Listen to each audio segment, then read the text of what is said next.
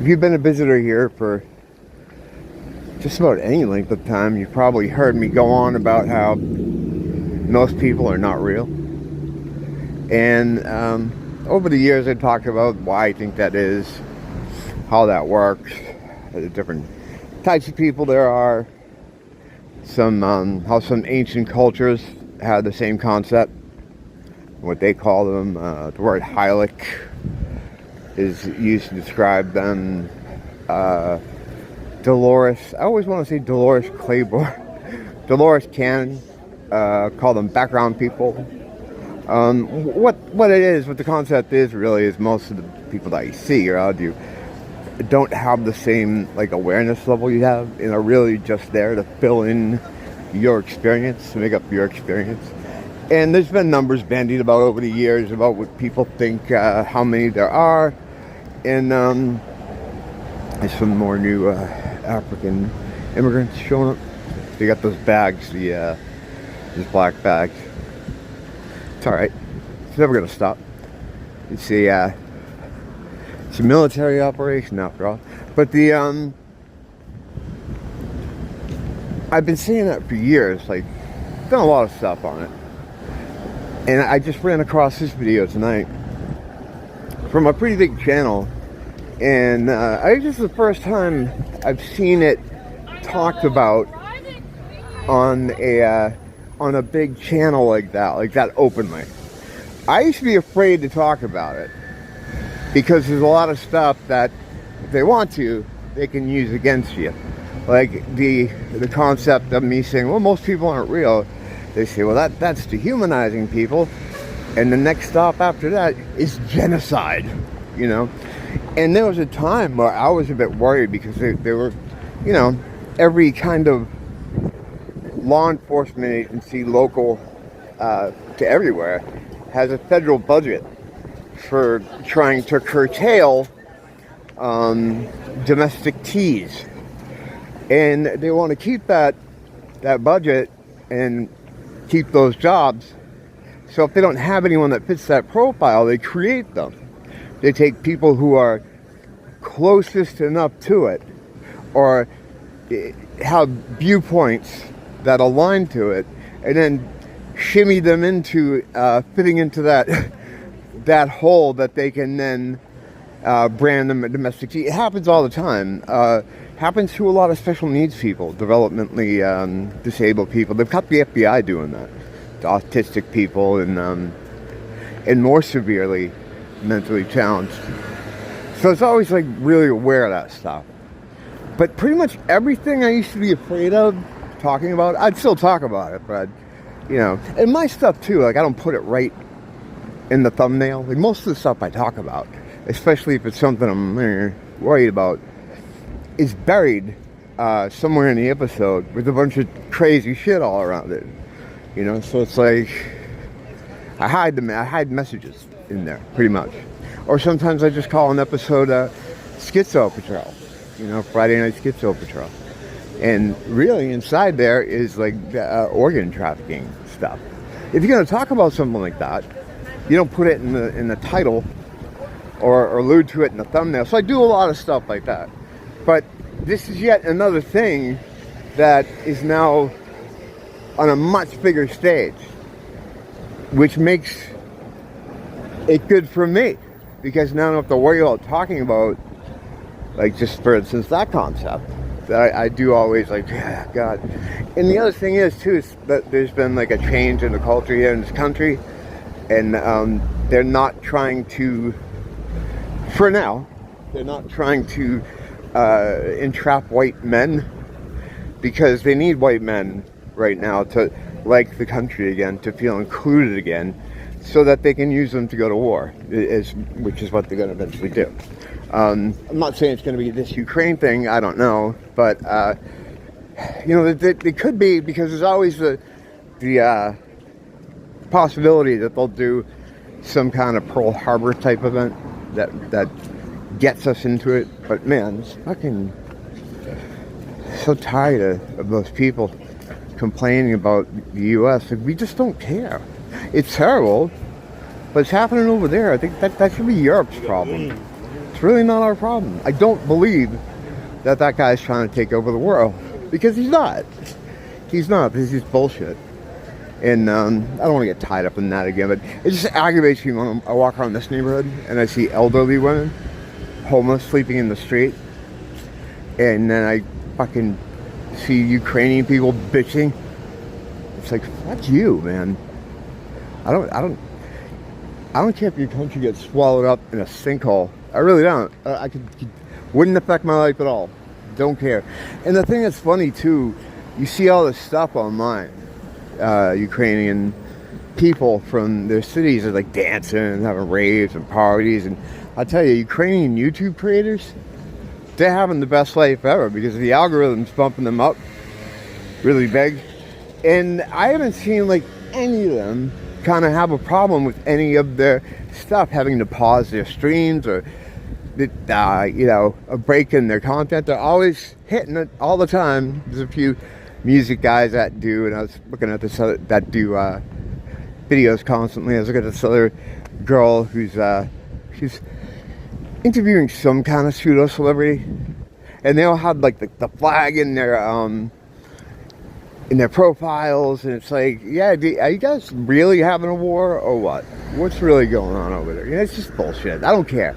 And the thing is, most Americans don't care. We don't want our money going there. When we have our own elderly women sleeping in the street, you want us to send money over so that asshole can have more cocaine and popper parties? I have a video clip that I'm afraid to upload to YouTube, and I tried to put it in one of these videos and I can't, but it's Zelensky with what appears to be cocaine on his desk. If you're interested in this, email me, I'll send it to you. But I feel like that's one of those things that if I post it, YouTube will get me for it. Because that's the whole thing, right, about the freedom of speech problem. Like hate speech or like any kind of speech where they're gonna get you for it. They don't define exactly what it is, so you don't know that you're violating it until they get you. And anything, as I've learned over the years, could be considered hate speech. Just anything they don't like, basically. Because I never, in all my years of being on the internet, have willingly posted something or put something up there that I would consider, or the EULA of most websites would consider hateful. The closest thing would be like jokes, memes that are jokes. That's it. But, if they don't like something, and it's usually the same people about the same stuff that they always get me with. I talked about it this morning when I talked about my Instagram problem. So I don't want to dig up a horse and fucking beat it again. But yeah, it's good that we're seeing more kind of out there. Well, out there, the most normal people, out there kind of theories be put over by bigger channels, because it makes me feel safer about talking about stuff. And the fact that most people are fake. I haven't checked what the comments on his video are, but I think he has like 100,000 subscribers or something like that. This guy, this particular guy. I'll put the link here. I've already shared the video in my, community tab. So it's actually there too. But more than likely, I mean, he's okay to say that stuff because no one with hundreds of thousands of subscribers is like a guy off the street like me. There's some kind of control on people like that. A lot of the YouTubers, the popular ones, are part of talent agencies. The same talent agencies that Hollywood film actors belong to. It's the whole system's controlled. The people like me who are just walking on the street and they pick up their phone, start filming, we're only ever going to be able to gain so much traction. Our reach is very small, and it's kept that way, and that's fine. I don't fucking care.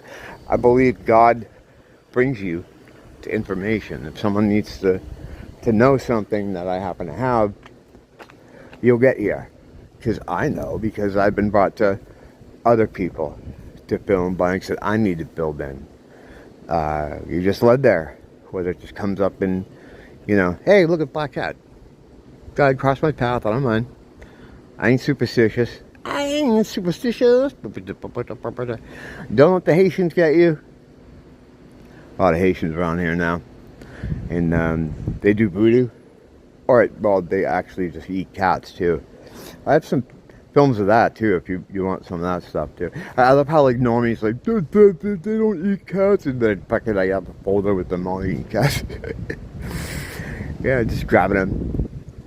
I have one image where they took a cat and they nailed it to a cross. They crucified it. Pretty nasty stuff. Yeah, they're really hard on cats, those people. And they bring them here to America for us to enjoy.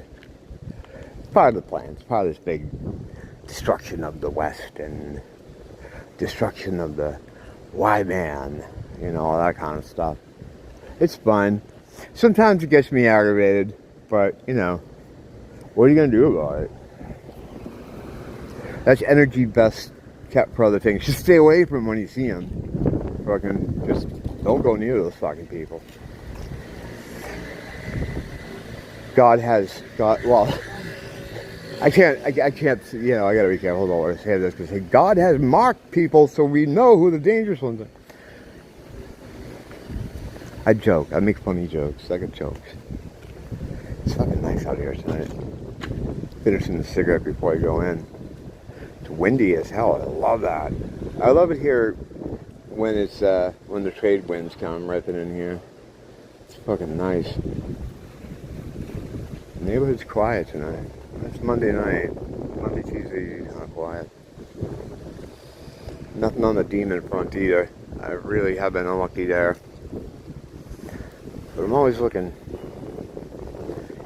For a long time I felt like, wow, I was given this gift to be able to see these things, interact with this stuff. This must be what I'm here for. This must be what I'm doing. And that kind of slowed down now, so I don't know.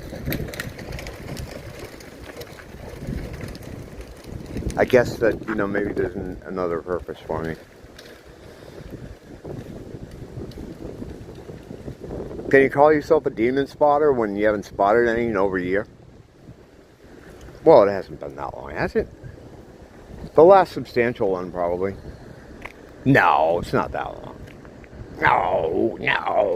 I had an Emperor Palpatine moment there. Alright, I'm going to go inside. Thanks for dropping in. I always like to see you talk in the comments. Till next time, don't blame the teacher, blame the school.